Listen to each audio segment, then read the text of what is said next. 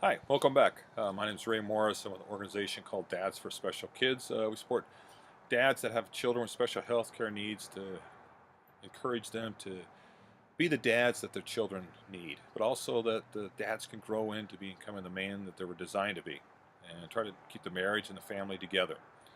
I have an oldest son, Zachary, 27, autism, severe cognitive delay, and I'm answering questions right now. Questions number 11 through 15.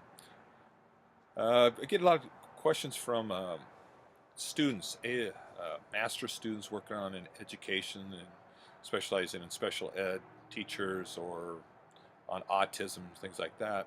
And I always respond to them, answer questions. I got a kid last year from back east, high school kid, had some questions about, having a child with the special needs with autism, and participated in that. Got a phenomenal report back from him that he did.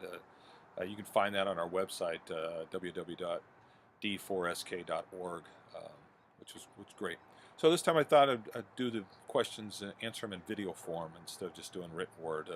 Basically, I got tired of writing, so I want to do something different. So question number 11.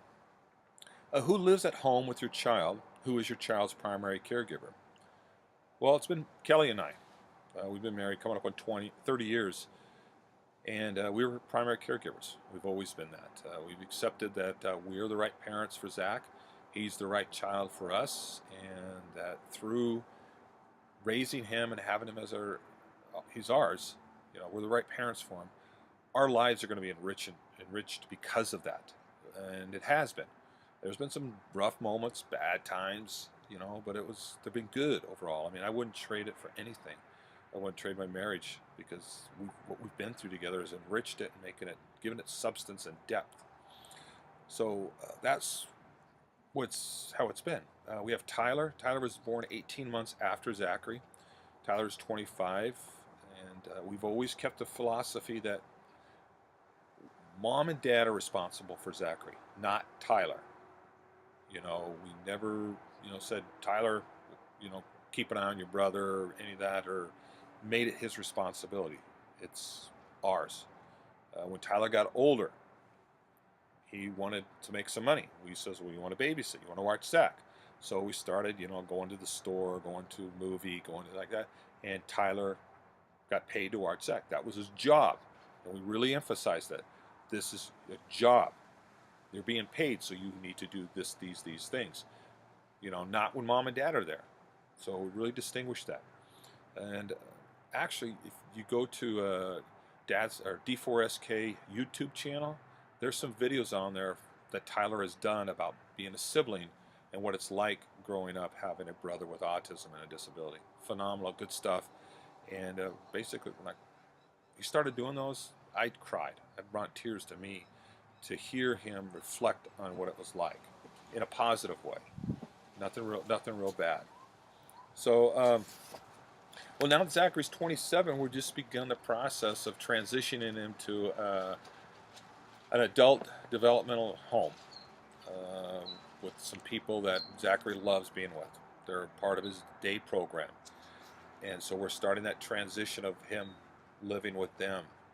The eventual goal will be permanently full-time. Right now, we're doing a week. We just actually started it. A week at that facility, that home with John and Lisa, and then a week back here. And doing that, trying to help Zachary adjust to it.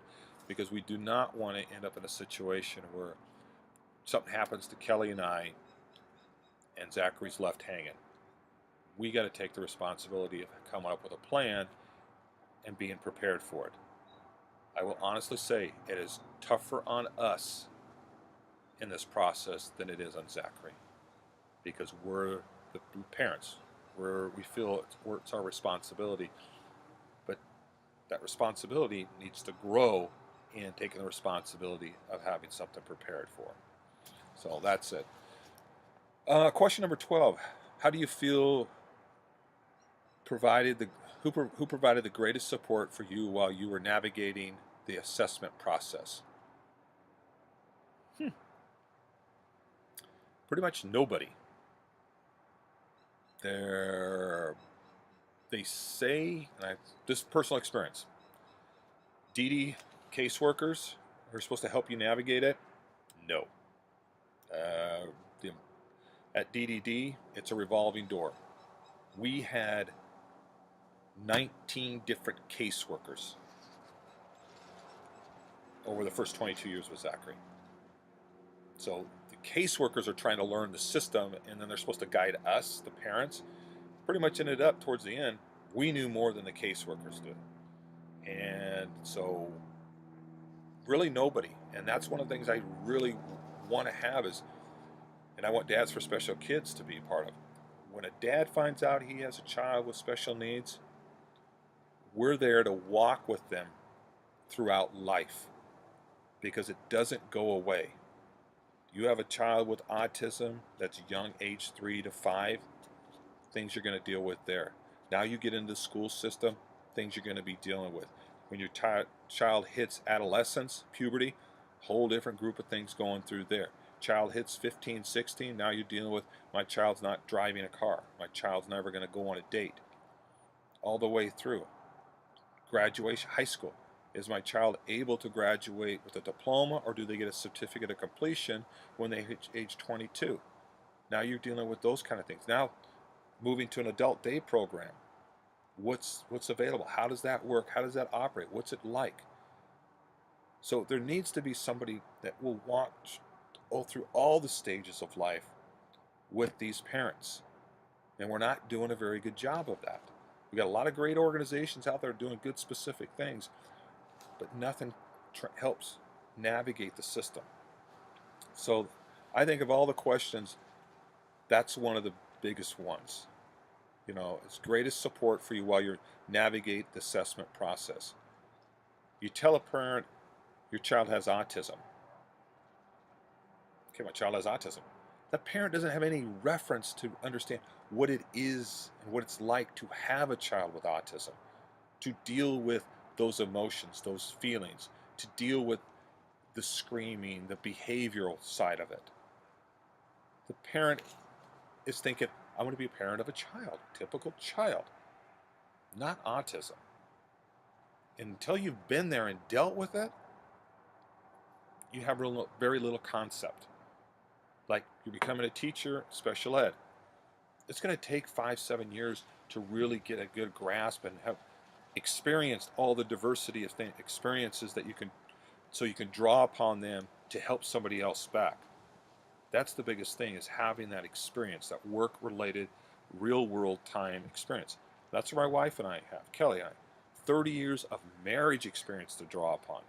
27 years of experience to draw upon of having a child with a disability, cognitive delay, autism, seizures, all that. We have those things to draw upon that help us deal with what comes up next. So that's one of the biggest things. And that takes, into question 13. What challenges or roadblocks did you encounter through the assessment, diagnosis, and planning of services and interventions? Okay? It's hard to have a parent to, let's say hard to parent. It's hard for a parent to understand, encounter through the assessment. What is an assessment? I've never been through an assessment, so I don't have anything to draw upon. I don't know what it's like to deal with an assessment or what to go through an assessment, to go through a diagnosis. Never had to gone through a diagnosis, having my child diagnosed with autism. So the parent doesn't know. They're hearing words, my child has autism. Okay, it's going to take a while to process. What does that mean? It's not until time goes by that now they're able to reflect and understand what it means to have a child with autism. The planning of services. Don't know what services are. Don't know what services are available. I don't know what services my child's going to need. I don't know what a child with autism, what services they require. What's available? What does the insurance pay for? What does insurance approve? All those kind of things. A parent doesn't have anything to draw upon because they haven't had that experience. I use this analogy. Remember when you first dated somebody you really liked? Remember the first time you kissed that person? How nervous you were because you never kissed before? and all those emotions and thoughts running through your head. And then finally, when you did kiss for that first time, it was like, wow, it was great, all that. And then all of a sudden you came back for the second kiss. You had that first kiss experience to draw upon to help you with the second kiss and then the third kiss. That principle is the same as dealing with parents. When they get the diagnosis, they go through the assessments, they have the planning of services. At the beginning, it's all Greek to them to say. But hopefully, as time goes by, they're more educated and more adaptive to that environment because they have some experience to draw upon. But they continually need support. That's what big with Dads for Special Kids. We want to have an organization that guys that are transitioning to school, say junior high, dads that have children in high school are able to come alongside the dads as their children are entering junior high to say, hey, dude, let me help you. I've been there. This is what I learned. This is what we experienced. So they're not going through it alone, but having that collaborative support beside them, people that have been there before. And that's what's very, very crucial for those two questions. And then finally, question 15. What do you feel how do you feel the diagnosis was explained well to you? No. The reason I say that is because I wasn't in a mind frame or in a place in life to really understand what it was being said to me. My mind was, we're having our first child.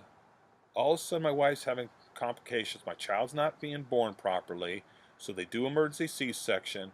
He gets flown over to St. Joe's, Barrows Neurological Institute. He's over there. My wife's at Phoenix Baptist Hospital. And I'm going, what the heck's going on here?